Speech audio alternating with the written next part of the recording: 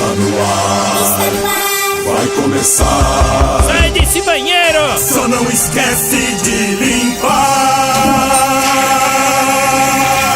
Tire as crianças da sala! Tranque o leão na jaula. Pânico! Microfone ligado, convidado sentado. Ouve essa merda, senão nós tá desempregado. Pânico! Um programa tão sensacional. Sucesso até no canavial. Nós ouve mesmo. Muito bem, meus amores, de volta aqui na programação da Jovem Pan para todo o Brasil. Nosso Robert não chegou. Não. Aliás, uma presença muito fraca hoje aqui. Talvez. Como assim, Emílio? Não é fraca, não, Emílio. Não, eu tô falando. A gente vai embora. Eu tô falando que tem pouca gente hoje na mesa. Bom. Deve ser algo no trânsito ou vagabundos ou vagabundos no elenco. Vagabundagem mesmo. Mas não tem problema. Aqui estou eu, aqui levarei até o final. O bom soldado jamais diz não a uma guerra. E o que importa é a qualidade, certo? Não a quantidade. A batalha sem sangue não é uma batalha digna. Exatamente. Certo? A vitória tem que ter sangue. É isso aí, bichão, que eu digo pra vocês. Podemos começar o programa ou não? Claro. Ou você quer falar quem vem? Eu posso anunciar os convidados. Então hoje teremos... Hoje teremos muitas tretas, porque tem treta na política, tem treta na Fazenda, então a gente tá aqui... Treta na Mas você Fazenda? acha que Nossa, foi uma confusão ontem, Emílio. Foi tanto barraco que eu não sei nem explicar para os nossos ouvintes tudo o que aconteceu. E depois que terminou a Fazenda, teve história ainda, uma suposta agressão da Nádia ao sertanejo. Não sabe se ela vai ser expulsa ou não hoje à noite. Mas vamos falar de política. Felipe Moura Brasil. Aí sim. Exatamente, o galã aqui da Jovem Pan estará conosco para explicar essa coisa da transição do Bolsonaro. O Bolsonaro está em Brasília, né? Tem ali uma equipe de transição. Parece que o Olavo de Carvalho quer ser embaixador do Brasil nos Estados Unidos. Vamos falar sobre isso. E teremos também Fábio Braza. Emílio, Fábio Braza é o cara mais topzera. É um super rapper. Topzera? E aí ele vai fazer várias rimas hoje com essa história de política. Quero ver se dá um bom trava-línguas. Muito bem. Então hoje Felipe Moura Brasil estará aqui no Pânico e o nosso querido Fábio Braza. Vamos trabalhar ou não? Claro, então tá começando o Pânico aqui na Jovem Pan. As mulheres da leitinho, Vou fazer um milkshake. elas são tão belas. Vou comer suas panelas. Os ouvintes é mala. Vou bater com na bengala. Já está na hora do programa começar. Muito bem, meus queridos, de volta aqui na programação da Jovem Pan. Hoje, não perca, no final do programa estaremos lançando grande clássico do Indiana Jones. Isso mesmo, Emílio. Que estará no YouTube. The War the World da geração Não, Y. é o Vem Faroeste. aí, Faroeste Caboclo. Faroeste Caboclo da geração Y. Garotinho de Barundeira emocionará o coração do Brasil. Vai tocar o coração nesse momento que o Brasil precisa de união. Talvez seja o hino da União Brasileira. Sim, Emílio, vai homogeneizar todo mundo. É isso aí. Então aguarde que daqui a pouquinho você vai ter oportunidade de assistir o clipe no finalzinho do programa. Mas muito bem, vamos trabalhar porque hoje temos dois convidados. Um dos maiores rappers do Brasil conquistou seu espaço nas batalhas, ganhou respeito e hoje é ícone de uma geração. E ele, jornalista, antagonista, já foi da Veja, considerado o maior influenciador político do Brasil no Twitter. Aqui nós temos, senhoras e senhores, o Fábio Braza e o Felipe Moura Brasil. Que alegria! O blog do PIN nesse programa. Maravilha. Vamos com tudo. Ô Felipe, por que é blog do PIN? Eu fiquei pensando. 1, 2, outro 3, dia. PIN do Silvia, a referência? O blog do PIN era um blog que eu criei depois de ter um site junto com o Carlos Andreazzi, meu amigo e hoje editor da Record, comentarista aqui da Jovem Pan. A gente tinha um site chamado Tribuneiros e aí depois a gente extinguiu o site porque cada um tinha a sua vida profissional a seguir em determinado momento. Meses depois eu criei um blog meu e meu apelido desde pequeno, muita gente me chama até hoje lá no Rio de Janeiro, é PIN. Sério? E vem de Filipim, Pim. E aí ficou, né? As origens os apelidos são normalmente ridículos, assim, né? Filipim. Mas todo mundo me chama lá no Rio ainda de Pim. Depois que começou mais a carreira profissional, virei o Felipe Moura Brasil e tal, muita gente passou a me chamar de Felipe. O colírio mas, da política. Eu tenho esse apelido. Boa, O Garanhão Felipão. de Brasília. Ah, o Felipe Impressionante. claro. todo mundo Fez que eu uma fiquei grande, sabendo. fez uma Fez grande, uma lava-jato. uma grande cobertura nas eleições, tal, e não sei o quê. Mas Você só co- pra registrar, Blog do Pim é o nome da minha conta no Twitter, né? Que tá chegando aí a 1 milhão. Vamos ajudar aí, pessoal, Sim. ouvintes. Ô, pessoal, ajuda. Mais chegar a 1 milhão, bater jornalista. essa marca. o Twitter dele é @blog do Pim. E aí todo mundo, o @blog do Pim foi aí? E aí eu fiquei curioso em saber qual é o Twitter dele. E o Instagram é Felipe Moura Brasil, esse não tem o blog do Pim, só no Twitter. E temos aqui o nosso querido Fábio Braza. Fala, Braza, beleza? Fala, Emílio, obrigado o convite, mais uma vez. Tranquilo ou não? Tranquilo, Você acompanhou a política? bastante, mas muito os nervos à flor da pele, né? Essa eleição foi... Mas você abriu o seu voto ou foi isentão? Eu não queria abrir meu voto, né? Porque eu queria apenas expor opiniões contra um candidato que eu achava, né? Que no caso... Ele não. Bolsonaro. Aí, Ele não. Você foi com a turminha do... foi dele, do- não. Ele é do contra o sistema, veio pra... Ele que escreveu o discurso pro Mano Brown. Sério? Você foi lá na turminha da lacração? Não, eu não Com cheguei... medo, dá medo. Eu fiz na real, eu fiz um poema, né? Falando, me Todo mundo- expondo o meu ponto de vista, sem querer apoiar, porque apoiar um lado também nenhum me representava, mas eu era contra Sem ideias querer ali. apoiar e já apoiando. Já, né? Mas eu era contra ideias ali que o candidato estava expondo, que são ideias que vão contra a luta do rap, né? A luta por inclusão social e das minorias, pelo ativismo e outras coisas que esse candidato queria acabar. Então acho que eu me senti ali na Você obrigação acha que de vai expor. acabar? Não, Vai acabar o rap? Qual seria não, o rap? não vai acabar, não. Podia Hã? fazer esse rap que você fez? Então, um trechinho, por exemplo, no final que eu falo assim: uns estão pela Bolsa de Valores, outros pelo Bolsa Família, mas quem dividiu os valores do nosso dinheiro numa bolsa em Brasília? Quadrilha, cartel, mas a salvação não virá da cartilha do quartel, que apoia a ditadura e a tortura do ilustre coronel. E se a cura do câncer tiver na cabeça do moleque preto que veio do gueto, se aquela menina pudesse fazer medicina, inventava vacina e ganhava um Nobel? É que o Brasil só vai mudar quando legalizarem pra todos a educação. Aí sim o povo vai perceber o que é ter uma arma na mão.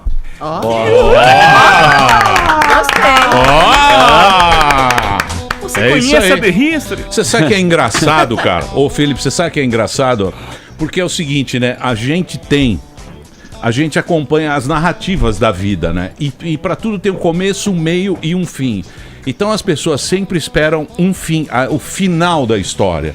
Isso nunca vai acontecer, né? Você ter um final da história, né? Então é esse negócio do que a gente sempre fica esperando alguma coisa acontecer pra ter um resultado. E na verdade não vamos ter resultado nenhum, né? Houve uma mudança. Eu acredito que foi uma mudança boa. A molecada nunca trepou sem ser o governo PT na vida. Vai ter a oportunidade de ter um governo de direita, que é uma outra visão de mercado e tal. É uma coisa que vai mudar, eu acho, nisso, né? Ou você acha que não?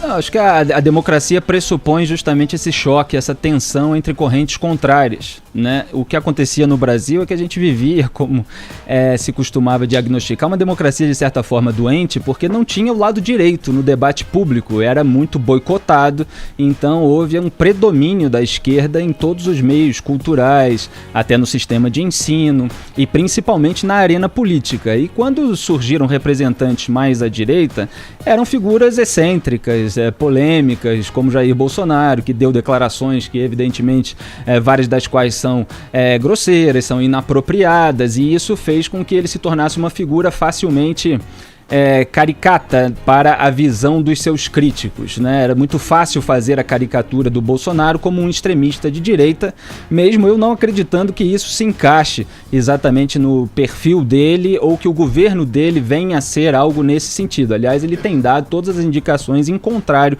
ultimamente. É óbvio que tem atrapalhadas em seu entorno, mas eu acho até que esse processo de transição, eu escrevi outro dia no Twitter e viralizou, pessoal fez arte e tal, publicou no Instagram, que eu tava comentando, foi até um comentário que eu desenvolvi aqui na Jovem Pan, que os nazistas, sob comando de Hitler, eles exterminaram milhões de judeus. E o Bolsonaro foi chamado de nazista durante toda a corrida eleitoral. Só que ele é o nazista, entre aspas, que defende a decisão de Israel sobre a sua capital, Jerusalém, para onde ele pretende mudar, inclusive, a embaixada brasileira. Isso, obviamente, está gerando polêmica, porque o Brasil também tem negócios em termos de exportação e tal, comércio com países árabes que são contra essa mudança. Agora, o fascismo, por exemplo, foi resumido na doutrina do Benito Mussolini, naquela frase que eu sempre me confundo na hora de falar, mas que é tudo para o Estado, nada contra o Estado, nada fora do Estado, né? E o Bolsonaro é o fascista, entre aspas, que quer reduzir o tamanho do Estado, né? Ele quer reduzir o número de ministérios para 15 ou 16, está fincando nesse número de 16, ainda existem algumas polêmicas nesse sentido sobre as fusões ministeriais, quer privatizar estatais, como a Companhia Docas, por exemplo, que são empresas operadas pelo governo federal na administração dos portos do país, quer extinguir outras estatais como a Telebrás. Então esses rótulos não se encaixam. E ele é o ditador agora que delegou amplos poderes para o seu super-ministro da Fazenda, Paulo Guedes, agora para o seu super-ministro da Justiça, Sérgio Moro. Então não tem nada a ver com o rótulo. Na hora que você contrasta o rótulo com a realidade, você vê que aquilo era muito mais narrativa política do que qualquer outra coisa. Agora, evidentemente, o Bolsonaro, ao longo da sua trajetória como parlamentar, ele deu várias declarações que deram margem a críticas cabíveis, legítimas, e a extrapolações ilegítimas que fizeram muita demonização. E isso criou todo uma tensão a ponto de hoje, por exemplo, lá no evento que está tendo, e o Bolsonaro está participando na Câmara dos Deputados, a Procuradora-Geral da República, Raquel Dodge, tenha feito esse discurso de proteção às minorias e tal. Só que as pessoas falam como se o Bolsonaro fosse, como o Adélio Bispo Oliveira, que esfaqueou o Bolsonaro alegando que ele exterminaria gays, mulheres, só que ele nunca fez nenhum discurso nesse sentido de extermínio, né? Ele teve declarações sobre a preferência que ele teria do filho dele ser heterossexual em vez de homem, declarações muitas vezes estúpidas e ditas de uma forma grosseira, mas não teve nenhuma ação correspondente dele que pudesse levar a esse tipo de conclusão, né? Então é uma ilação sobre crimes futuros. Isso foi muito feito durante a campanha eleitoral. Aí é isso, ele está desfazendo essa imagem e eu espero, de fato, que ele faça um governo democrático, que ele delegue poderes consciente das suas próprias limitações, inclusive, para pessoas qualificadas e técnicas, né? Que foi um discurso também dele durante a campanha de que não faria esse toma lá da cá. Então está dando ministérios para quadros técnicos, ainda existem algumas indefinições e umas pressões para que ele não ceda para eventuais aliados que queiram uma boquinha. Mas você acha que deu a louca no fascista, em Berve, na sessão da tarde. Você acha que isso aí foi a inundação de notícia? Porque eu fiquei pensando, né? Hoje em dia a gente, às vezes lendo o Twitter e tal, você começa a ler, o cara publica um negócio que é falso aquilo, aí aí outra pessoa manda pra você e tal, e você fica ali no meio daquele Twitter. Muita informação, cada um coloca benefício próprio, fake news, né? Dos dois lados, a mesma chegando notícia.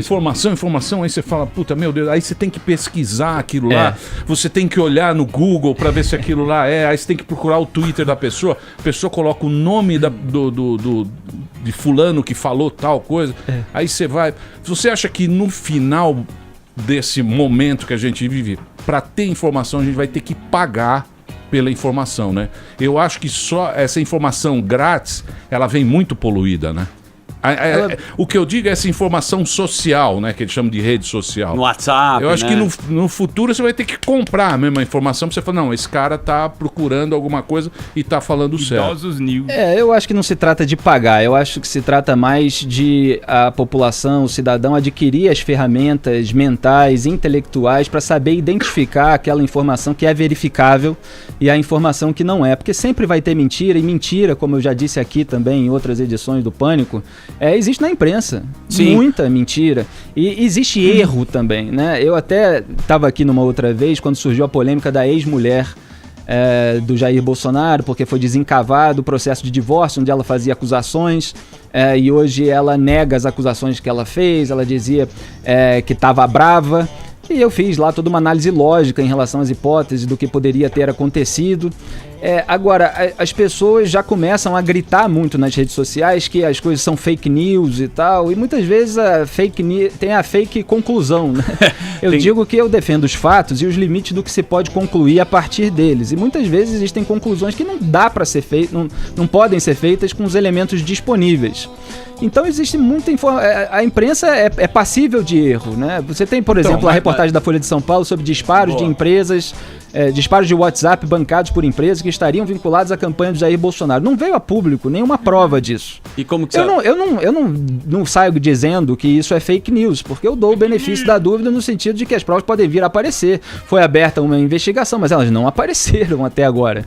Então, aí você fala, a Folha de São Paulo criou essa notícia. Eu não sei. Eu não posso chegar a essa conclusão.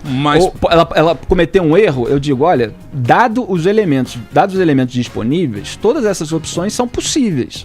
Né? Ou pode, eventualmente, até ter acontecido alguma coisa que ainda vai ser comprovada. Mas o fato é que não há elementos disponíveis para chegar a nenhuma conclusão a respeito disso.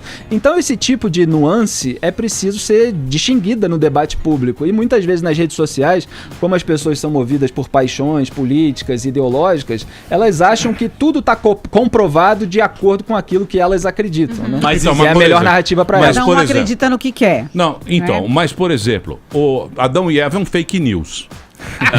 Não é.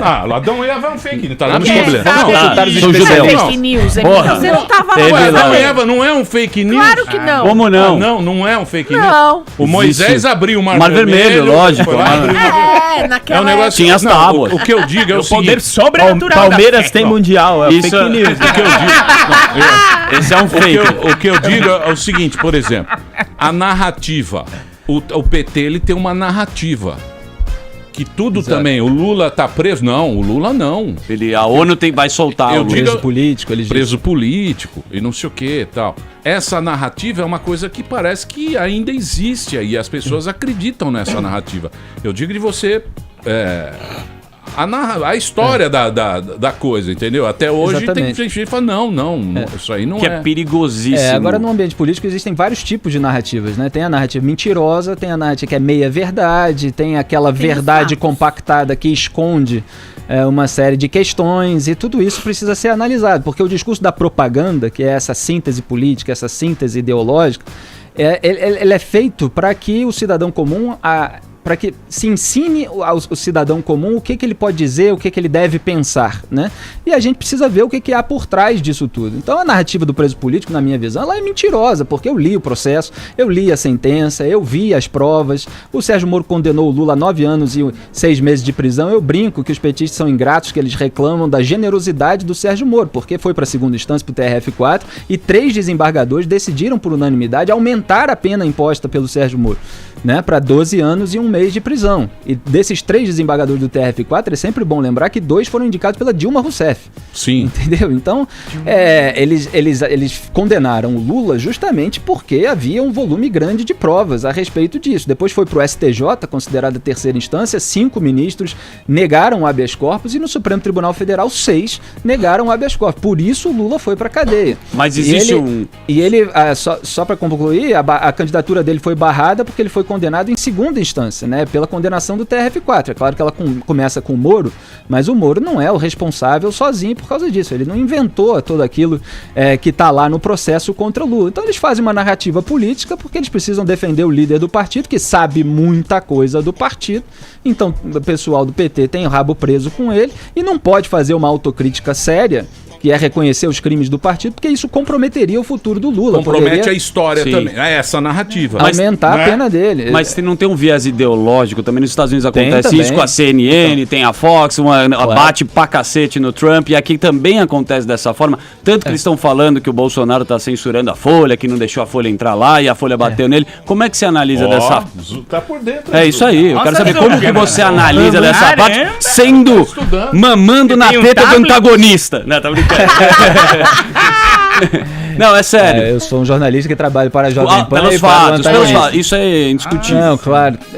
Eu sempre gosto de apontar as diferenças do debate público americano e do debate público brasileiro. Lá existe uma direita consolidada. Primeiro, na representação política, existe o Partido Republicano, que em tese representa o pensamento mais à direita, o pensamento conservador. Existe o Partido Democrata, da Hillary Clinton, do Bill Clinton, que em tese representa a esquerda. É claro que na área intelectual você vai ter movimentos mais conservadores tentando puxar o Partido Republicano mais para o conservadorismo, mais à direita, porque existe muita gente ali, como não existe um PMDB nos Estados Unidos, que está ali no meio, cada um tentando ficar bem com ambas as partes, tem muita gente que está um pouquinho mais à esquerda, mas é do Partido Republicano. Aí é criticado pelos conservadores que querem um Partido Republicano mais conservador.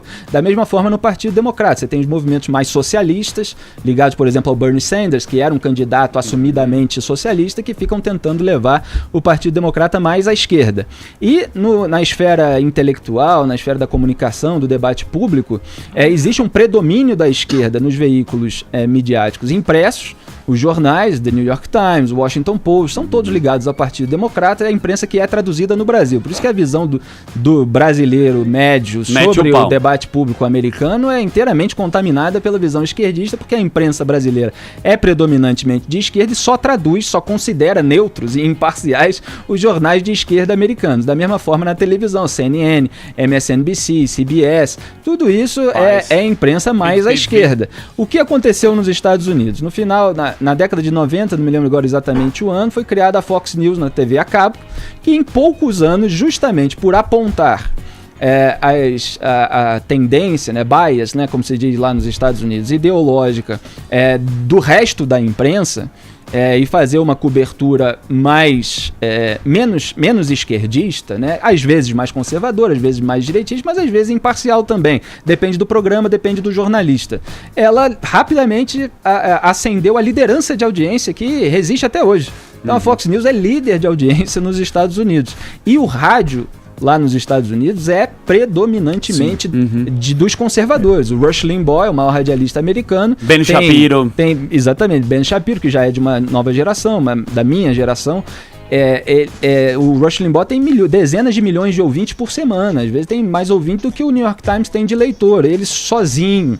Ele faz um programa todo dia de 3 horas por dia falando sem parar com muito argumento. Tem emissora. Inclusive os conservadores americanos alegam que os conservadores vencem no rádio justamente pela capacidade argumentativa, porque na TV você pode fazer edição rápido e tal, facilita as narrativas e as sínteses ideológicas, e no rádio você precisa argumentar durante horas e tal, e eles dizem, para valorizar evidentemente a capacidade intelectual dos conservadores, que os conservadores têm mais capacidade de fazer isso. Aqui no Brasil, a gente não tinha nada disso, nem tem hoje ainda. O que aconteceu foi que surgiu um movimento intelectual mais à direita, protagonizado aí pelo Olavo de Carvalho muitos anos atrás, um precursor, sem dúvida, um pioneiro nisso, em diagnosticar esse problema no Brasil. Como aqui a doutrina gramsciana, do ideólogo comunista italiano Antônio Gramsci, que pregava essa infiltração de militantes de esquerda na mídia, no show business, no mercado editorial, que publica os livros, e de onde saem os debates universitários, por exemplo, e nas escolas e nas universidades. Então você infiltrar militantes de esquerda fazia com que a população pensasse de acordo com as ideias de esquerda. Se você só deixa circular as ideias de esquerda e você boicota os autores conservadores, como isso aconteceu durante muitos anos, e ainda acontece, só que a gente conseguiu fazer a gente que eu digo, pessoas críticas da esquerda, pessoas que têm críticas à esquerda, sem necessariamente serem militantes. E isso veio se transformando um pouquinho no Brasil, mas a gente não tem uma Fox News, não tem programas de rádio exclusivamente feitos por conservadores, tem algumas brechas que foram surgindo na imprensa, e isso fez com que certas ideias circulassem. Ao mesmo tempo, só até explicando já o fenômeno Bolsonaro, teve a geração formada no Ministério Público com a Lava Jato, que foi um milagre, porque, e muita gente diz dentro do Ministério Público, inclusive, que isso só foi possível porque foi lá em Curitiba, afastado aqui do eixo Rio-São Paulo, porque o Ministério Público Federal também é uma instituição cheia de militantes de esquerda. Você tem lá a Procuradoria de Defesa dos Direitos do Cidadão, comandada pela Débora Duprá, que é um esquerdista, está sempre falando mal dos reacionários, dos conservadores, da direita. Então a Lava Jato investigou realmente os escândalos, os crimes acontecidos durante os governos petistas, e para somar isso tudo, veio o advento das redes redes sociais, da internet, que permitiu a muita gente, mesmo sem espaço na imprensa, ter voz no debate público e refutar as mentiras da imprensa, quer dizer, fazer uma certa pressão para que certas coisas fossem ditas. A soma de tudo isso está tendo agora um reflexo na política, e não exatamente porque as pessoas acham o Bolsonaro a encarnação perfeita do conservadorismo, que ele não é. Eu tenho uma série de divergências com o Bolsonaro, mas ele é a figura na política que se diz de direita, que está mais próxima da defesa dessas ideias, principalmente na área dos costumes, e acabou sendo a opção possível para derrotar o PT num momento de muito desgaste em razão, evidentemente, desse trabalho da Lava Jato. Como Posso fazer uma pergunta, Emílio? Como fala bonito. Ele fala bonito demais. Vou perguntar para o Fábio. Fábio, eu tô aqui com o seu livro na mão, Pensamento Fábio Inverso. é canhota. Canhota. Não, eu ia só fazer um comentário do... Boa. Fazer um rap. Pode fazer. Você sabe que a Rosa Weber mandou o e-mail. Aliás, vamos enquadrar Do que? cumprimentando-nos. Que legal. Pelo programa extremamente democrático Muito legal. nas eleições. Obrigada, Muito obrigado, Valeu. Rosinha. Valeu, Rosa, tamo junto. Beijo. Não, Rosa então, Weber. acho Bonito, velho. acho alguns pontos de vista muito válidos. Só o primeiro, eu acho que sim, o Bolsonaro tem traços fascistas no discurso dele, quando ele defende autoritarismo, né? Quando ele põe culpas em minorias, quando ele ataca valores democráticos como a urna é forjada, a mídia que está contra mim, é fake news, acredite só. Então, várias declarações dele sim cheiraram a fascismo. Tá? Então a gente também, assim como também a extrema esquerda é um tipo de fascismo que tira as liberdades individuais. E a outra coisa que nos Estados Unidos, eu morei lá, e esse conservadorismo, ele normalmente vem acoplado daqueles brancos ricos que não querem abrir mão do privilégio. E eu morei no sul dos Estados Unidos, que é extremamente racista. Então é muito perigoso esse conservadorismo, porque queremos continuar a América grande como era. E a América grande como era na mão daqueles brancos americanos, daquele pequeno grupo. Então quando começa uma luta Segregação social válida e que vai abrir mão dos privilégios desse 1% rico americano, que lá 1% detém 40% da renda. Então quando começa a mexer no privilégio desse grupo que comanda, eles começam a falar, estão atacando nossa liberdade, não, temos que conservar a América. Então acho que é perigoso esse lado de extrema direita que existe lá, e eu vi o racismo lá do sul, que é nojento. Aliás, o Sacha Baron Cohen tem agora um programa dele legal, que é Ruiz América, que ele faz um personagem que é um ativista que chega numa palestra na Geórgia e fala, olha, nós vamos fazer a maior mesquita aqui na Geórgia. O cara, não! Olha, vai ter camelos aqui, vai ser maravilhoso. Pelo amor de Deus, a gente já tolera os negros. E no Brasil a luta acho que é a mesma coisa. Eu acho que em questões econômicas eu sou mais pra direita mesmo, porque o Estado é ineficiente. Você é artista com cachê bom, né? Comunista. Olha, o que eu mais conheço. Comunista de iPhone. É artista comunista que quer um puta cachê. Não, mas eles querem um cachê. Eles querem um cachê maravilhoso. É óbvio. Aí na Lincoln Road, em Miami, tudo a bandeira do Che Guevara. Pessoal, Pela igualdade social, eles querem tudo, mas eles querem Não, um igualdade cachê. de oportunidades, sim, claro. o que não existe no Desde Brasil. que né? o cachê seja muito alto. Aí, meu amigo, quem não é? Eu queria te perguntar, né? O Emílio tá falando disso dos artistas se manifestando. A gente teve o Mano Brown, que ali foi tentar dar uma força pro Haddad. Depois o Emicida também nas redes sociais com a questão do racismo. E aí eu tô com o seu livro aqui na mão, Pensamento Inverso. Certo. E você fala de amor, você fala de bondade e você fala que você ainda tem fé na humanidade. Você não acha que a gente tá em tempo de parar de brigar e olhar o bem do Brasil, independente de que lado tenha ganhado? Dona Ione Borges. Então, eu acho que a gente está numa fase da nossa democracia onde o diálogo está acontecendo, a gente está estudando até os deputados que vamos votar, o que no Brasil há pouco tempo atrás não era tão assim. Isso é um lado bom da democracia brasileira. Um lado ruim, eu acho que está criando extremismos dos dois lados, né? Tanto da esquerda quanto da direita criou-se extremismos que são preocupantes. A gente tem que vigiar esses extremismos. Então, eu acho que também não pode ser muito passivo. Não, vamos ser todos amigos, porque a gente vive um momento onde decisões têm que ser tomadas e cada um, lógico, vai lutar pelo lado que a gente acredita. Mas aí não fica tipo um discurso, por exemplo, hoje a gente está com a equipe de transição, né, Bolsonaro está em Brasília, e aí estão apontando para uma pessoa que o Bolsonaro, o Felipe pode ajudar, teria indicado que teria sido citado, pego na Lei Maria da Penha. E aí focaram nessa pessoa e esquecem do trabalho que tantas outras ali, que são mestres, que têm doutorado. Vai, pergunta rápida. Pergunta isso, rápida. Não, os caras falam bem, os caras falam bem. Não só pode ser pergunta da USP. Entendeu? Pra gente não ficar É A ou B? focado numa coisa pequena diante do todo. Então, é que porque esse lance das causas sociais é que, como eu tô no rap, eu vejo muito de perto, né?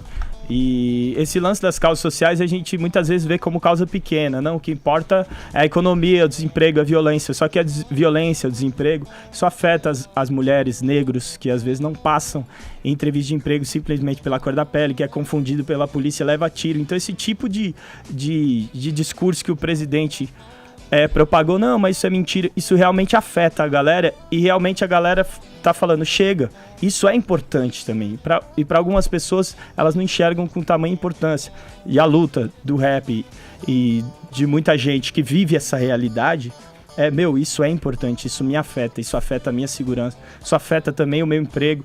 Então você falar, só porque ele caiu na Lei Maria da Penha, só porque o Bolsonaro comparou negro com gado, só pra gente, tá ligado? Mas quem vive isso não é só, é uma luta que pra eles é pra sobrevivência deles. Então é complicado a gente julgar e pôr na balança, porque realmente a economia, a luta pelo dinheiro, ela é tão importante quanto pra gerar empregos, é tão importante quanto. Mas de nada adianta se a gente não souber usar esse dinheiro pra melhorar a vida das pessoas em geral, do Brasil, não de uma elite. Mas isso aí, o povo brasileiro, ele comprou com barba lá atrás. Sim. Com certeza, esse discurso que você está fazendo, e esse é que é o negócio. Todo mundo se sentiu traído pelo Lula, porque o Lula, ele apareceu exatamente esse cara com a questão social de ajudar. 2000. Em 2000 ele apareceu e falou: eu sou contra a corrupção, vou fazer isso. Quando você foi ver a Lava Jato lá, você falou: exatamente. O cara tá esse cara me enganou, esse cara é o maior ladrão que existe. Até o Mano Brown, né? Fez discurso o Mano Brown. Legítimo. O Mano Brown, ele fez. Se não sabe falar com o povo, volta pra base. O que você acha disso, ô Felipe? De qual parte ainda? Não. Dessa, porque fica uma... né? A pessoa não sabe briga direito. Que não vai terminar, eu acho que pode mas não vai terminar. Na sociedade, mas espero porque que termine. É igual briga de torcida. Quem se mata é a galera que tá na arquibancada. Peraí, deixa o Felipe falar. Sim. Eu acho que muitas vezes existe uma caricatura, né, feita pela esquerda, que é comprada por muita gente do show business, que é isso, de que os conservadores são racistas. Isso é uma bobagem completa, os conservadores não defendem racismo nenhum. Muitas vezes a esquerda acusa quem quer que seja contra certas propostas dela, inclusive de privilégios para minorias, que ela chama, né, de ser racista, de ser preconceituoso. Então, ela inviabiliza o debate racional sobre determinadas medidas. Então, uma pessoa ser contra o sistema de cotas, por exemplo, não quer dizer jamais que ela seja racista. Da mesma forma, uma pessoa que é contra o sistema de cotas poderia alegar que a esquerda, na verdade, é racista porque está dizendo que os negros são incapazes de prosperar sozinhos, de conseguir uma vaga numa universidade sozinho. Se apropriar de pobres, se apropriar de gays, se apropriar disso. Falar, para você falar de gay, você tem que falar comigo. Eu sou o cara que defendo eles. Eu vou defender os gays, vou defender os pobres. Eu sou o juiz. Comigo. Exatamente. Eu sou o cara. E eu nunca vi mulheres, gays e negros, todos eles, né? Obviamente tem alguns que fazem parte desse coro, mas todos eles passaram uma procuração para essas pessoas falarem em nome de todos eles. Pelo contrário, né? Eu canso de conversar com mulheres, com negros e com gays que não acreditam em nada do que esses militantes dessas causas fazem, muitas vezes por interesse próprio, né? Para conseguir uma boquinha num Ministério da Igualdade Racial, que obviamente não resolve o problema do racismo. Agora imagina se vamos aqui defender o racismo. Obviamente que somos contra o racismo. O que você acha quem que faz ajudaria essa divisão de nós e eles sempre foi o Lula, sempre foi o governo do PT. O discurso do Bolsonaro durante toda essa campanha é o discurso de união, é o discurso que ele está fazendo. Chega de dividir a sociedade entre héteros e gays, entre mulheres e homens, negros e brancos. E esse discurso que ele está fazendo em contraposição ao PT. Ele foi eleito em boa parte também por causa disso. Então é preciso acabar com a demonização e discutir racionalmente as questões específicas. Né? Por exemplo, a questão das cotas, que o Bolsonaro é contra, vai haver uma discussão agora. Só que você tem um STF que muitas vezes é militante também, e que foi posto lá em sua maioria, são 11 componentes, né? 7 foram dos governos do PT, que são ministros mais ligados à causa da esquerda. A própria Carmen Lúcia deu um discurso ontem se dizendo preocupada com a questão dos direitos fundamentais. A PGR, Raquel Dodge, como eu disse hoje no Congresso, falou em relação a isso. E muitas vezes, assim como eu apontei, eu até lembrei outro dia no Twitter, em 2017, né, pouco depois da eleição do Trump nos Estados Unidos, a boa parte da imprensa estava caracterizando certas condutas, certas ações do Donald Trump como um recuo, né? Só que era um recuo em relação à imagem que a própria imprensa fez dele, não daquilo que ele realmente era, né? E agora eu já vejo toda essa precaução em relação a ações do Bolsonaro, como se o fato de ele não for fazer nada contra essas minorias fosse algum recuo, entendeu? Porque na verdade ele queria prejudicar todas as minorias e tal, e só porque nós pressionamos é que ele não vai fazer nada disso. Eu nunca vi isso, entendeu? Se você entrar no YouTube e ver o Bolsonaro conversando com Clodovil no Congresso Nacional, você vai ver um tratamento totalmente cordial, amigável, respeitoso. Por quê? Porque o Clodovil não era um militante. Ele era uma pessoa absolutamente capaz de debater racionalmente sobre qualquer questão específica. Então o Bolsonaro elogia a doçura dele, a pureza dele, ele repete várias vezes essa palavra. Agora, você é um viado maravilhoso. Agora o Jean Willis, quem foi? Sim. É muito mas engraçado é militante. isso. Não, mas o militante totalmente militante do Ele tipo... está a favor do povo? Essa aqui é a pergunta. Do tipo que usa a palavra fascista como vírgula. Sim, então sim. Fica muito difícil você debater racionalmente, porque para ele, todo mundo que é contra as ideias dele é um demônio. Sim. E aí, a ponto de ele chegar e dar uma cusparada no Congresso Nacional no Jair Bolsonaro. Então, Jair Bolsonaro é que foi agredido por ele, se você considerar, obviamente, a cusparada uma agressão, como a maioria da imprensa, inclusive de esquerda, considera, né? Foi José de Abreu, militante petista também, que deu uma cusparada num casal quando estava discutindo. Pode ter sido hostilizado, mas é difícil você justificar uma agressão como essa, ainda mais uma cusparada numa mulher. E o Bolsonaro, que foi atingido por uma facada de um militante de esquerda, confesso, que no termo da audiência de custódia disse, me julgo de esquerda moderada. Imagina se fosse um extremista, né? E que foi filiado ao PSOL, um partido socialista, durante 7 anos. É muito louco então, isso, assim, o Bolsonaro é que é alvo das agressões e fica na conta dele todas as agressões que ele nunca fez em razão de declarações polêmicas, que ele, obviamente, dá margem à crítica, e merece muitas vezes crítica, porque faz uma declaração de um modo rude, de um modo rudimentar e grosseiro, né? Eu vou fazer um break rapidinho, daqui a pouco a gente volta. Tem bastante gente assistindo. Estamos aqui com o Brasa, o Fábio Brasa, um dos maiores rappers do Brasil, e o Felipe Moura Brasil. Temos aqui ele lançando o Colírio da Cólera. É isso? Colírio da Cólera? É isso, é isso. Daqui a pouquinho Muito a gente bom. volta aqui na programação da Jovem Pan. Não sai daí, não. Não, eu vou direto para break.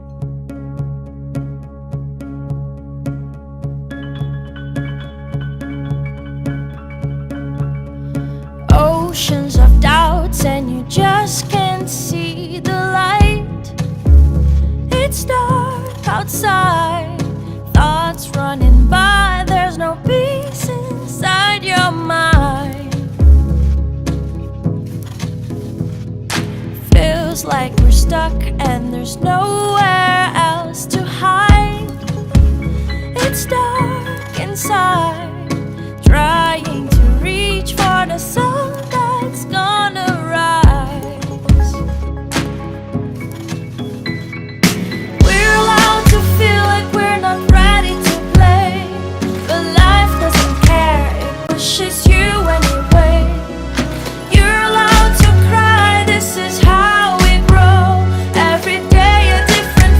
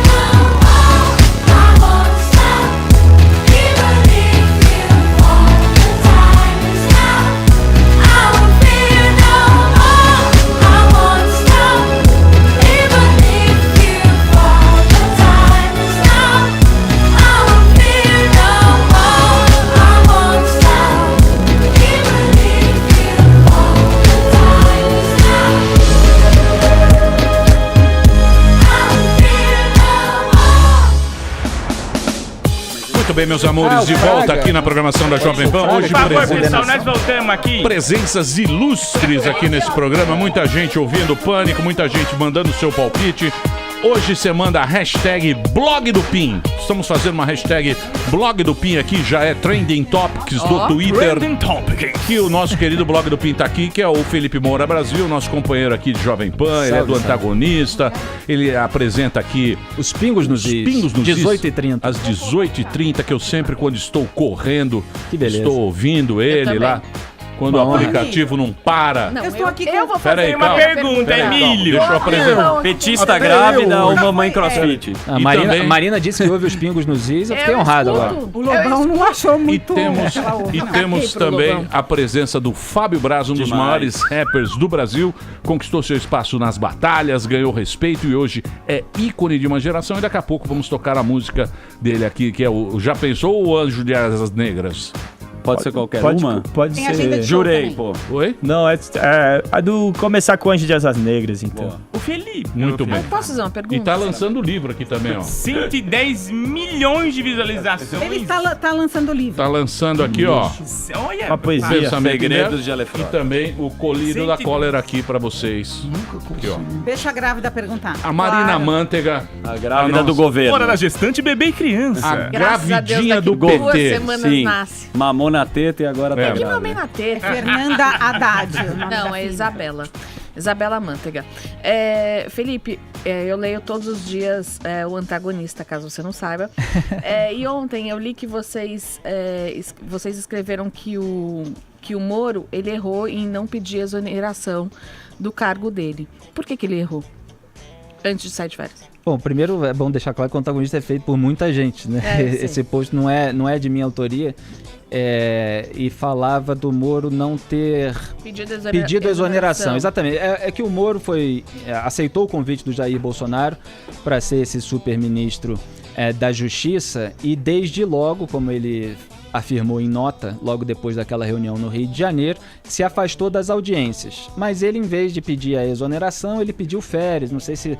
Aí entra uma questão burocrática, né? Não sei se ele tinha férias para cumprir e tal, que fez com que ele permanecesse, mas agora de férias, mas afastado das audiências, né? A juíza substituta Gabriela Hart já assumiu, inclusive teve audiências ontem com delatores da Odebrecht no caso do sítio de Atibaia, que envolve o Lula. E o depoimento do Lula vai ser no dia 14. É porque o fato de o Moro continuar dá ainda mais margem para exploração política e também para exploração dentro do próprio Poder Judiciário, porque tem esse órgão que é o Conselho Nacional de Justiça, que foi criado pelo Lula justamente para dar uma patrulhada nos magistrados.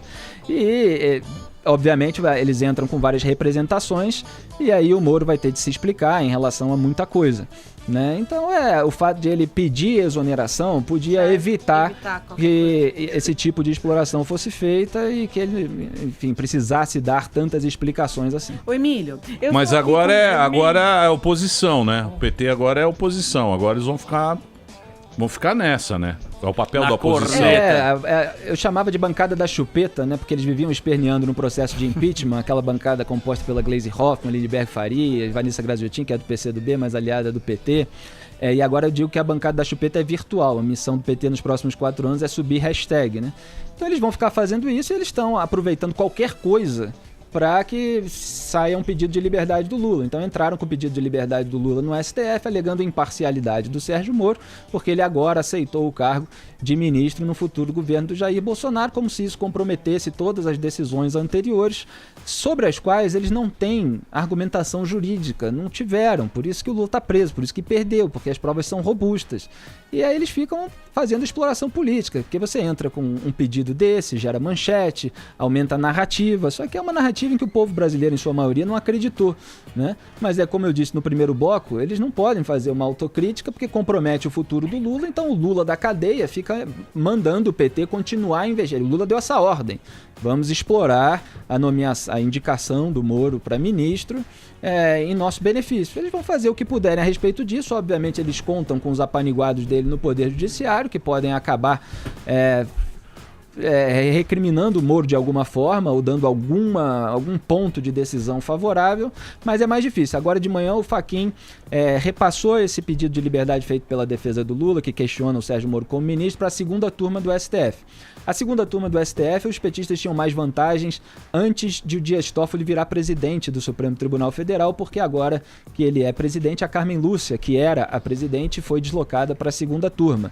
E a Carmen Lúcia é menos militante nesse sentido do que o Dias Toffoli. Então eu espero que a segunda turma do STF dê a esse pedido o destino que ele merece, né? Que é a lata de lixo, porque o Lula está lá preso em razão dos crimes de corrupção passiva e lavagem de dinheiro que ele cometeu. Não é por causa de parcialidade do Moro, tanto que, como eu disse, vários outros juízes, né? Foi um total de 15 juízes, a primeira, segunda, terceira, quarta instâncias, que fizeram com que o Lula fosse para cadeia. Tem muito fake Eu news. estou aqui com o Thiago, que estava fazendo considerações Thiago muito Abravanel? relevantes aqui no intervalo, mediante Parece a fala o do Fábio Braza. governador do Eu vou Rio. pedir para, por favor, ele replicar. Witzel. O que é, ô? Pera aí, ô.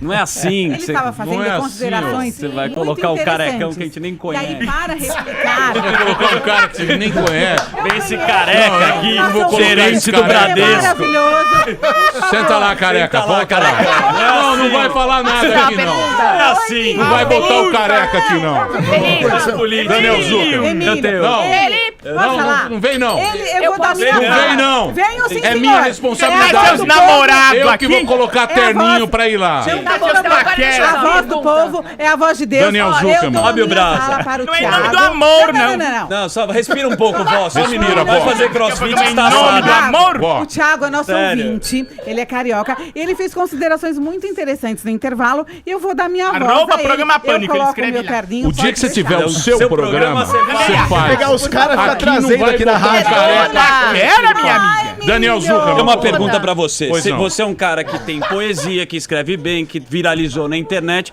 e você tava falando sobre o fundamentalismo, das pessoas estarem extremas dos dois lados. Você acha que a rede social, onde você cita até numa música sua com a Cintia Luz, é uma coisa que bugou a galera? Porque lá o cara tem a pessoa que segue ele naquele momento, as pessoas gostam do que eles falam?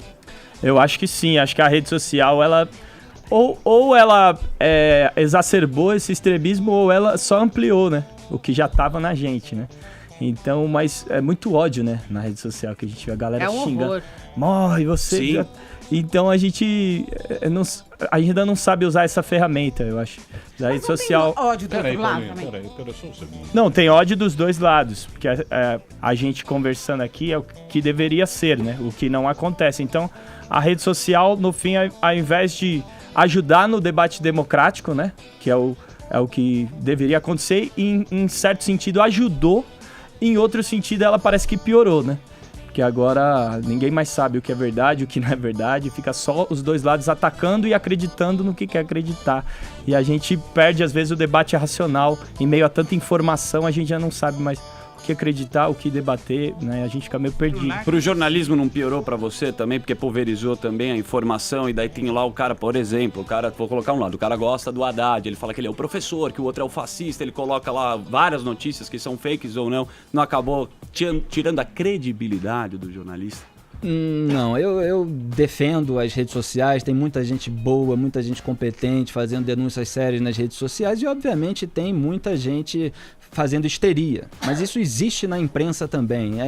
Aí talvez fosse preciso fazer um estudo para ver as proporções em que isso acontece nas duas áreas. Eu não tenho o corporativismo que muito jornalista tem e que fica defendendo a imprensa acima de tudo, como se a imprensa não mentisse, não errasse, e erra e mente. Né? E é muitas vezes injusta, sim. E nas redes sociais você encontra muita gente imparcial, muita gente justa, muita gente preocupada em distinguir os fatos. Muitos colunistas na internet que não têm espaço na imprensa, em razão justamente, muitas vezes, de uma patrulha ideológica, mas por outros motivos também.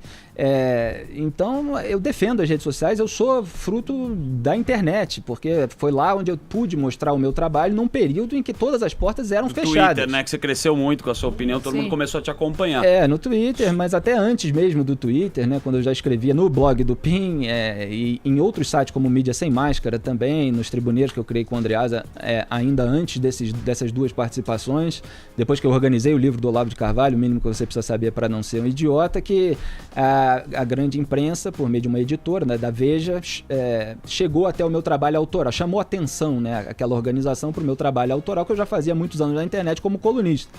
E aí a editora da Veja, na época, a Thaís Oyama, leu todos os meus artigos e me chamou para trabalhar na Veja. Por falar em Olavo de Carvalho, eu queria saber o que ele acha do Olavo querer ser embaixador do Brasil nos Estados Unidos. Tava em modo avião aqui, susto.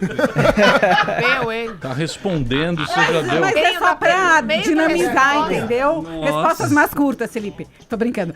Queria saber a sua opinião sobre o Olavo de Carvalho querer ser embaixador do Brasil nos Estados Unidos. Tá maravilhoso. Ele nem terminou a primeira pergunta da imprensa.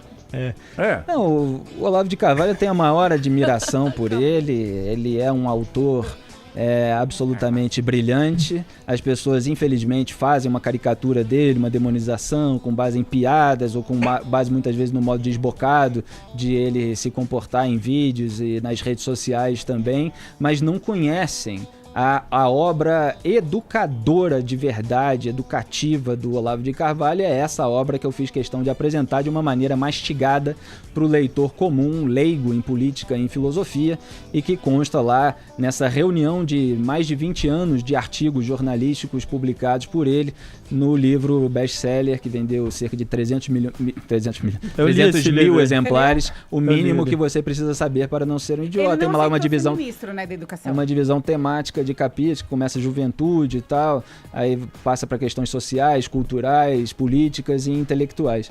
Ele agora, eu li hoje, mas eu nem vi o vídeo que ele fez, acho que ele fez um vídeo, se oferecendo para essa função de embaixador.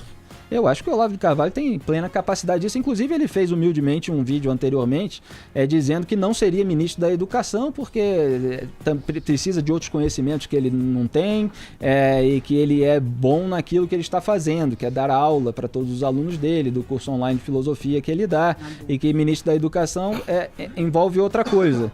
Agora, como embaixador, já que é um brasileiro com uma experiência educativa muito grande, que mora nos Estados Unidos há muitos anos e que tem uma vasta experiência internacional por meio de congressos, palestras que ele dá, livros que ele introduz, que ele comenta de vários outros autores de outros países, eu acho que ele poderia acrescentar, e ele falou até, eu não vi completamente a declaração, que um embaixador deve buscar dinheiro para o país e tal, e que ele sabe como fazer isso em razão da experiência que ele teve na Romênia, por exemplo.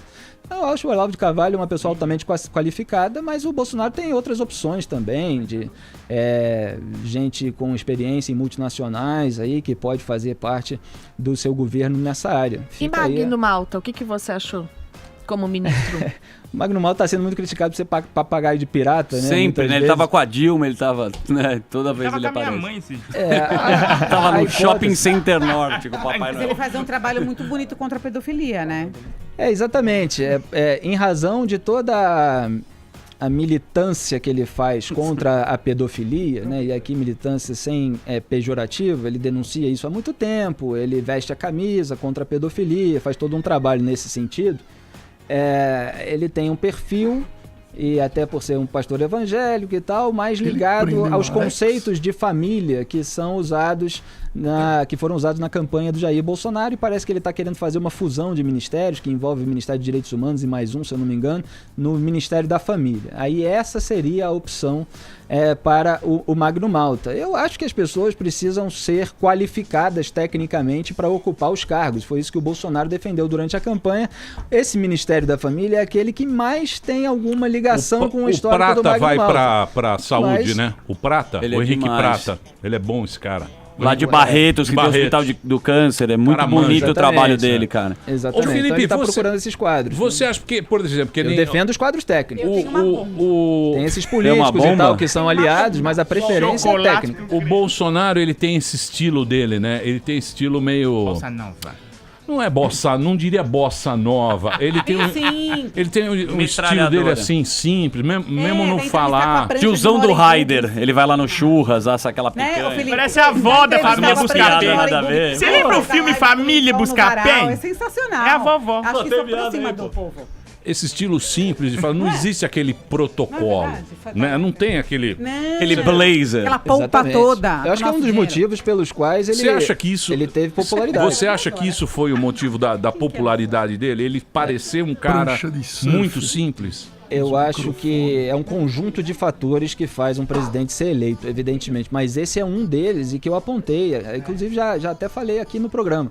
Ele tem uma facilidade de se comunicar com o povo, que o Lula tem também.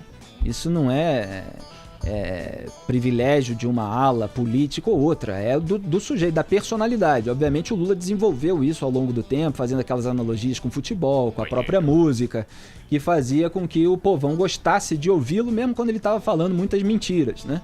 E o Bolsonaro, ele, até pelas limitações intelectuais dele, verbais, ele tem uma maneira muito simples de se expressar, que o Donald Trump tem também.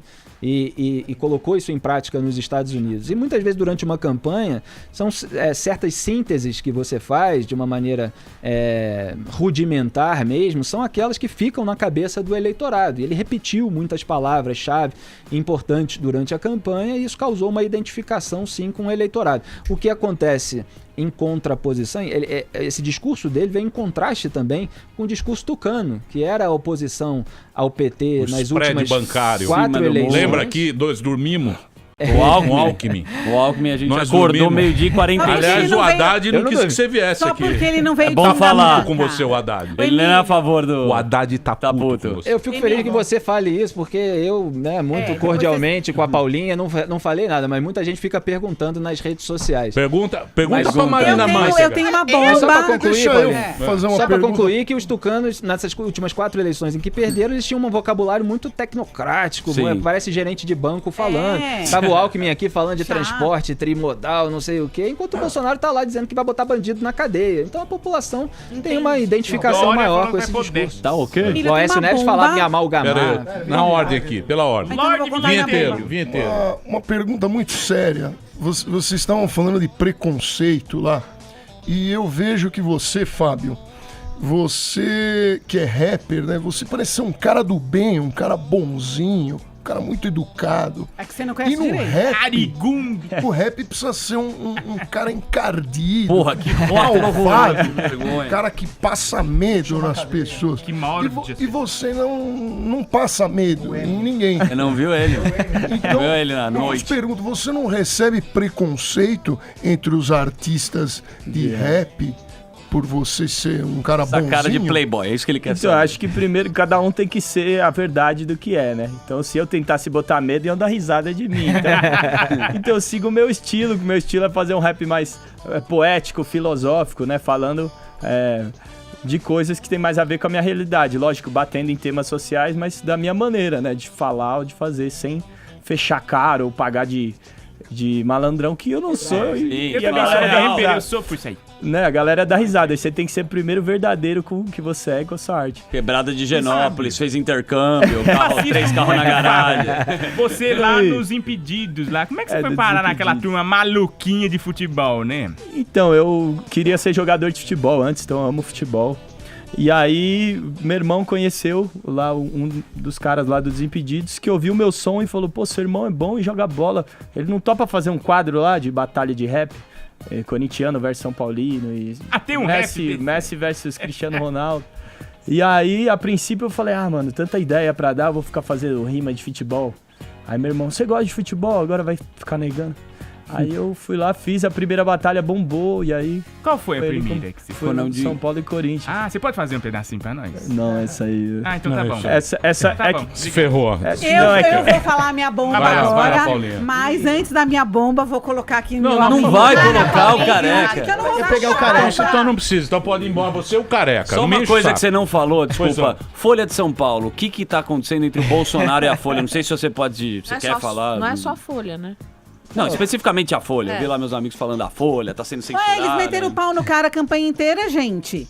Aí depois quer entrar pela Pergunta para porta, Felipe Moura Brasil. Simples. Eu critiquei várias reportagens da Folha durante essa campanha, ao mesmo tempo tem outras que trazem informações relevantes, né? O Bolsonaro está tendo um embate Ele proibiu a Folha de entrar na coletiva, é isso que estão falando, desculpa te colocar. Mas aí houve uma alegação de espaço, porque era ali na garagem da casa dele, eu cobri lá, eu sei que é realmente um lugar restrito. É um prancha de bodyboard lá que tinha. É um lixo, mas obviamente, com os microfones. Mas obviamente eu defendo... que era bola de neve. Eu defendo a liberdade de imprensa, que a imprensa tem espaço para entrevistar e tal, mas era uma ocasião específica e tal. Eu acho que ele não deve retaliar nenhum veículo de imprensa com esse tipo de proibição, né? Seja numa entrevista coletiva, no Jornal seja Nacional, especificamente com a distribuição da verba de publicidade federal. E muita gente, né, a direita, bolsonarista, fala, mas tem que cortar a verba de publicidade federal mesmo, porque o jornal tá mentindo, etc. O que acontece é o seguinte, verba de publicidade federal é um tema complicado, né? E a questão é a seguinte, ou o presidente eleito diz que vai cortar de todo mundo, ou ele diz que vai ter uma distribuição mais técnica, transparente, com prestação de contas para a sociedade, dizendo os veículos tais vão receber tanto em razão disso, e dá uma explicação técnica. Quando ele individualiza, pessoaliza isso, eu sou contra. E obviamente são casos diferentes, porque às vezes se compara, por exemplo, com o Mensalão. O Lula cortou a verba de publicidade federal da revista Veja na época que a revista Veja estava fazendo denúncias sobre o escândalo do Mensalão. Acontece que as denúncias que a Veja fez naquela época sobre o esquema de Mensalão eram todas verdadeiras e acabaram comprovadas, né? Se não eram já comprovadas na sua raiz. E a Folha, de fato, fez uma reportagem, como eu comentei antes, sobre disparo de WhatsApp, que não veio com uma prova, não veio com uma evidência, associou o Bolsonaro a isso. Teve o Careca, também, né? O cara lá da Van. Ele veio aqui, o Careca. Da Van, o Careca pilhadão da Rave. O Careca também meio doidão. Bateu uma bala, não desceu ainda. O Careca tomou alguma bala. Uma bala lá na Tomorrowland, tá dançando hoje. Da Bélgica até hoje. Mas eu faço aqui também que queria falar. Eu tenho uma bomba. Pera aí, Paulinho, por favor, deixa ele completar. Você sabe o que é? Eu vou falar pra vocês o que é. Ela tá no canto do cisne. É uma senhora que já tá chegando na menopausa. Canto do cisne? E tá. Canto do cisne tá a senhora sua mãe. Você vem aqui, ela é louca pelo Felipe. Sim. Então, é isso aí. A véia fica com tesão. Ela tá com tesão. Sabe? Ela tá com tesão. Sabe o show do Fábio? É o show do Fábio Júnior, Emílio. É o show do Fábio Júnior. Fica aquelas véias jogando a calcinha, tipo no Vando. Sabe o Vando que ela joga a calcinha? Aquela calçolão bege, freada. Careca. O Emílio tá querendo me desmoralizar porque ele tem ciúme das bombas que eu trago para o programa. Peraí, deixa o Felipe concluir. O pessoal gosta do Felipe. Agora falando sério. Pra não estragar o programa. Já achei que você já brigou outro dia aqui. Não vamos arrumar treta. Vamos deixar o Felipe falar, o Brasa falar. Tá bom o programa. Tá dando uma audiência legal. Não vamos estragar, tá? Você não quer que eu conte minha bomba? Pode concluir, Felipe. Não, da imprensa. Aí no Jornal Nacional ele falou desse caso do disparo do WhatsApp, aí falou que não terá apoio do governo federal, a Folha de São Paulo, e ele citou também o caso da Valderice, que era secretária parlamentar, né, funcionária dele, lá numa cidade perto de Angra dos Reis, no estado lá do meu Rio de Janeiro, que a Folha descobriu e aí associou lá a venda de açaí, que ela ficava lá na tenda da irmã dela, parece, e o Bolsonaro criticou a Folha por usar o termo fantasma, e depois ele mostrou um documento mostrando que a Folha foi lá no momento em que a Valderice estava de férias, então aquela palavra fantasma não se aplicava.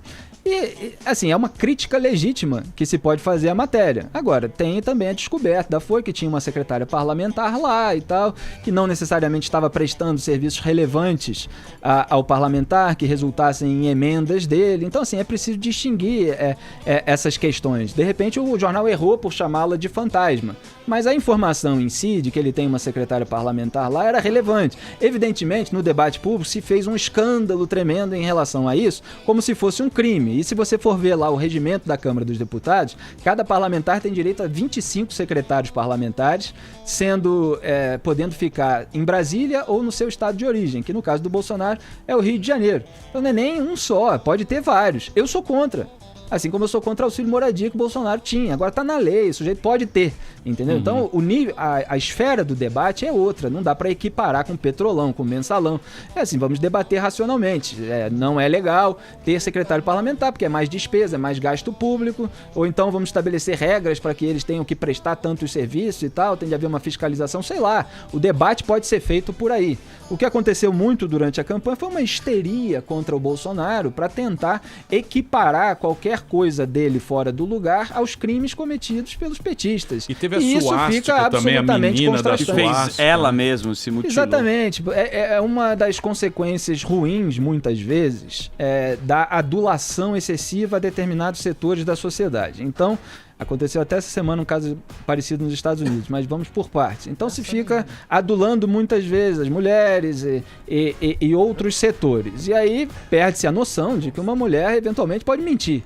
É óbvio que não quer dizer que todas mentem, é óbvio que deve haver uma maioria que fala sempre a verdade, eu não sei, entendeu? Mas é possível, como qualquer relato, você precisa desconfiar de qualquer relato que não tenha sido comprovado. Os próprios petistas sempre fazem isso em relação à delação premiada, que é um relato, aliás, em que o sujeito, se for pego mentindo, fica na cadeia, então é muito mais grave, né? Então, um relato de que a moça foi atacada por 3 apoiadores do Bolsonaro, que marcaram ela com uma suástica, precisa ser olhado com desconfiança se não existe prova, se não existe câmera de segurança. Mas não, uma mulher falou a verdade absoluta.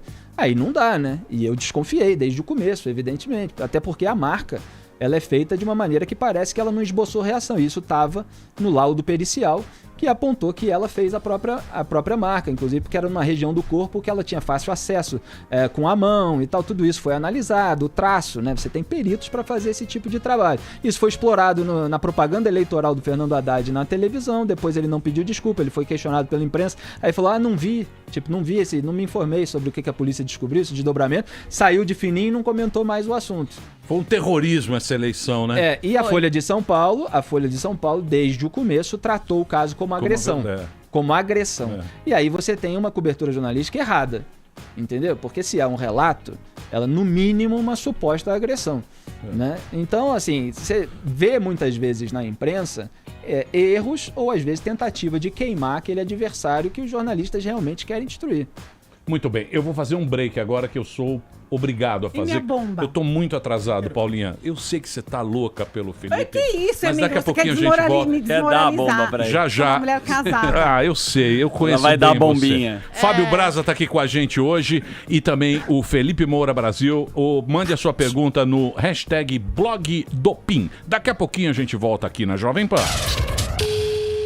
Não esquece que nós estamos transmitindo o Pânico com imagem. Pânico também é TV. Ligue seu iPad, celular, computador ou assista a gente no aplicativo da Jovem Pan ou no jovempan.com.br.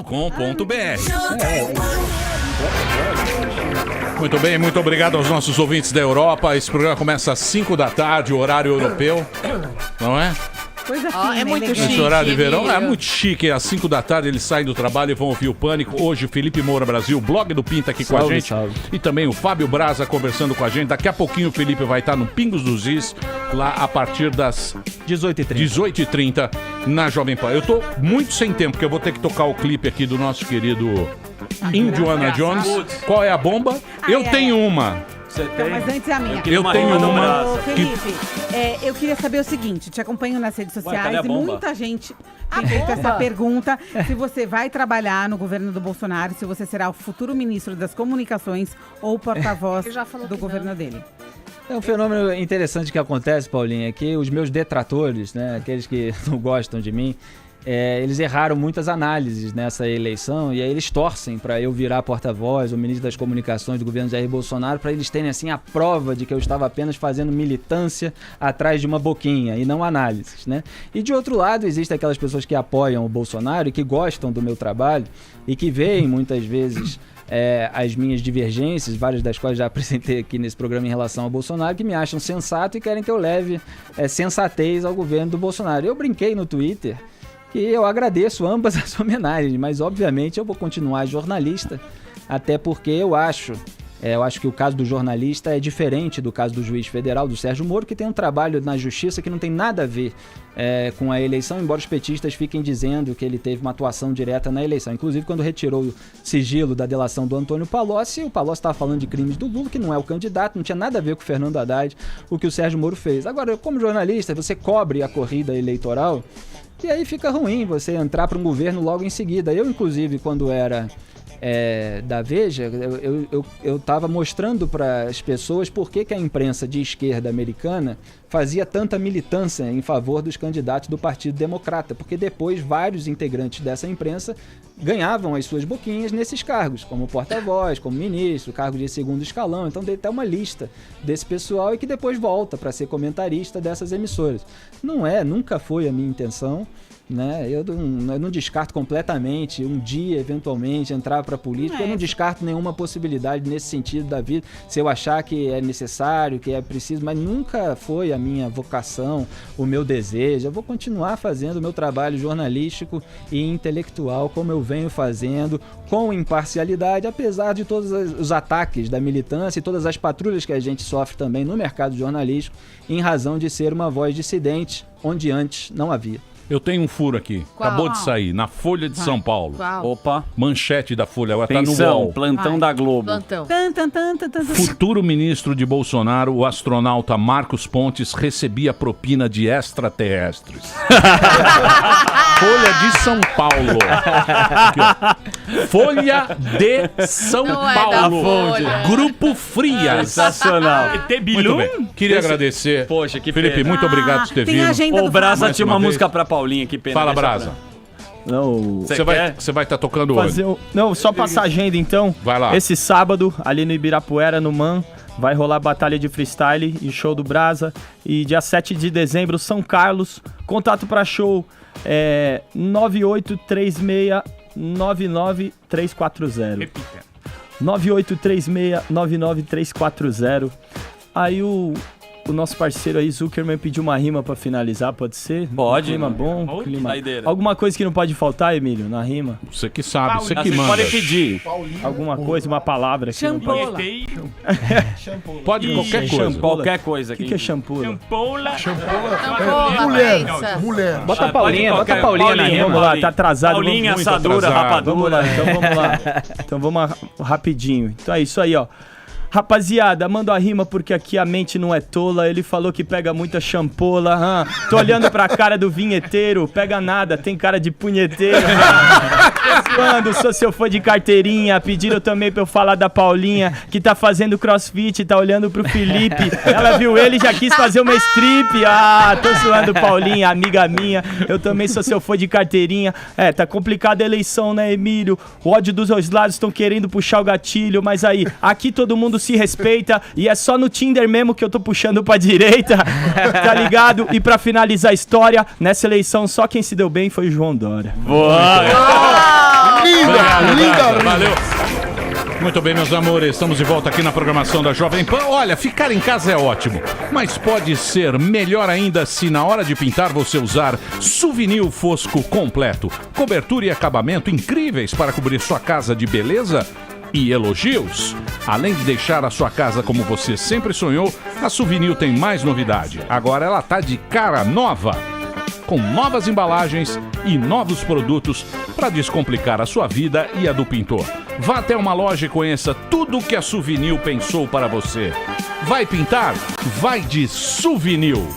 É o seguinte, agora eu vou tocar para vocês. Putz, que maravilha. Vou lançar aqui a música do Indiana Jones. Lançamento. Adoro. Já está Demorou.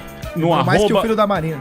já está no arroba Programa Pânico. Arroba Programa Pânico, pessoal, lá no YouTube do Pânico. youtube.com/Programa Pânico. Pode entrar lá, se inscrever. Garotinho Tubarundeiro, Emílio, uma música que fala de amor. É um hino à juventude. Sim, agradecer ao Flaviotti da Golden Orchestra.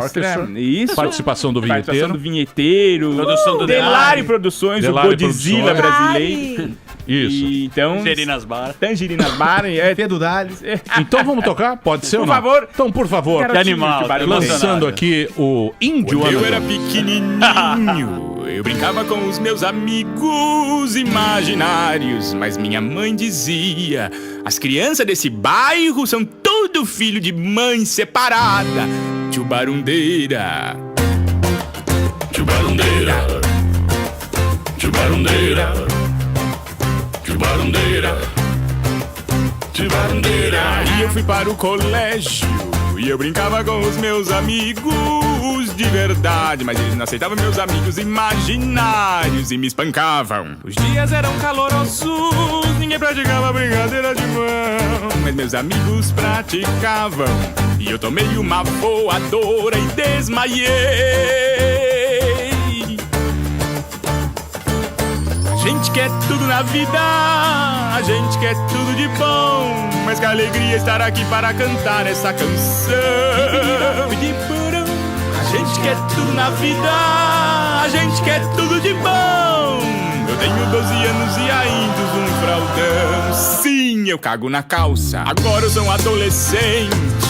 Moro com meu tio avô e sua mulher, chinesa de origem tailandesa, que faz uns pastel gostoso. Trabalho numa locadora, só de filme biblico, e o movimento anda fraco depois do Netflix. Eita empresa porreta, nosso trabalho é árduo e exige demais. Mês passado não devolveram o filme do Noé e os animais. Oh, nem era dublado, vai! A gente quer tudo na vida, a gente quer tudo de bom, mas que alegria estar aqui para cantar essa canção. Oh, oh, oh, oh, oh. A gente quer tudo na vida, a gente quer tudo de bom. Eu tenho 20 anos e ainda tomo mucilão na mamadeira. Chubarundeira, chubarundeira, chubarundeira, chubarundeira. Agora sou um homem adulto, totalmente independente, e me oriento com o auxílio da minha Porsche Cinto couro tamanduá. Eu tenho uma namoradinha, ela é muito linda e trabalha desentupindo tanque de pesqueiro. É pesque e solte. Nosso namoro é lindo, totalmente virtual, porque ela mora no Suriname numa reserva florestal. Sim, ela tem febre amarela. A gente quer tudo na vida, a gente quer tudo de bom, mas é alegria estar aqui para cantar essa canção. A gente quer tudo na vida, a gente quer tudo de bom.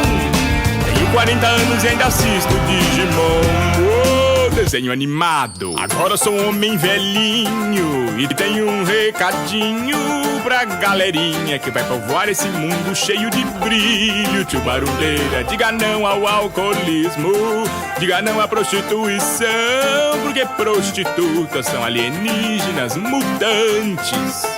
Ai, voa, mutantes alienígenas. Meu Deus, um papiloscopista. Minha Nossa Senhora, fui mordido por um guaxinim albino. Tá sangrando meu braço. Me desculpa, desculpa. Eu tenho Alzheimer. A gente quer tudo de bom, é que alegria estar aqui para cantar essa canção. A gente quer tudo na vida, a gente quer tudo de bom. E agora pra fechar eu vou falar, e agora pra fechar eu vou falar, e agora pra fechar eu vou falar um palavrão anticonstitucionalissimamente. Muito bem! Brevemente já está no Spotify, nas plataformas. Já está no Spotify, já está nas plataformas. Você pode também assistir pelo nosso canal no YouTube, youtube.com/programa Pânico. Muito bacana. Muito obrigado a todos. Imagina, foi muito bom. Temos rumo ao Grammy. Rumo ao Grammy. Grammy Latino. Já está listado no Grammy Latino. Cara, demais. Eu amei. A gente tem tangerina, né, Emílio? Ah, o tangerina hoje? Isso, hoje tem Tangerina Gastrobar. Quem entrar no @Tangerina Gastrobar, for falar, eu quero VIP, pode concorrer a VIPs. Então entra lá que hoje tem Vitor Sarro, vai estar muito legal. Tangerina Gastrobar. Melhor bar da hoje, Vitor Sarro. Vitor Sarro. Boa. É isso aí, vamos embora. E domingo, só falar, domingo estreia a nova casa de show aqui em São Paulo, Pico Comedy. Uma nova casa em Moema, Pico Comedy. Então fica ligado lá, @Igorzismo, tem as informações lá pra estreia dessa casa. @Igorzismo. Muito bem, amanhã estaremos de volta aqui na Jovem Pan. Tudo de bom. A gente quer tudo na vida. A gente quer tudo de bom. Terminou! Tchau. Terminou! Mas já terminou? Terminou! E eles não desistem! Se já terminou, vamos acabar. Já está na hora de encerrar. Pra quem já almoçou, pode aproveitar e sair pra cá. Acabou mesmo! Acabou! Acabou mesmo!